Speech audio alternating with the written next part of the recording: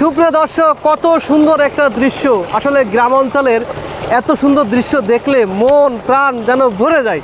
দেখতে পাচ্ছেন মোটর দিয়ে কিন্তু ধানের জমিতে পানি দেওয়া হচ্ছে, আর এখানে এই যে পানি, আমার মনে আসছে এই পানিতে আমি এখন গোসল করি, এরকমই একটা অবস্থা। কত সুন্দর পরিবেশ আর কি সুন্দর পানি বেরোচ্ছে।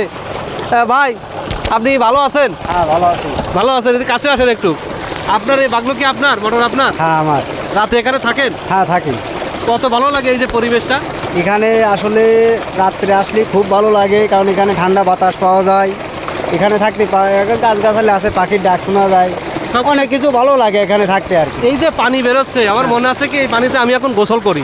আপনি এই পানিতে গোসল করেছেন? হ্যাঁ, এই পানিতে তো গোসল করি, কারণ এই পানি খুবই ঠান্ডা। আর এখন রোজার সময় এই এখন যদি গোসল করেন আপনি, তা মনে করেন আপনাকে এসি লাগানি, এরকমই মনে হবে। এসি লাগানো মনে হবে না? দর্শক, আপনারা কিন্তু বুঝতে পারতেছেন কত সুন্দর পরিবেশ। আপনারাও কিন্তু এটা উপভোগ করতে পারেন।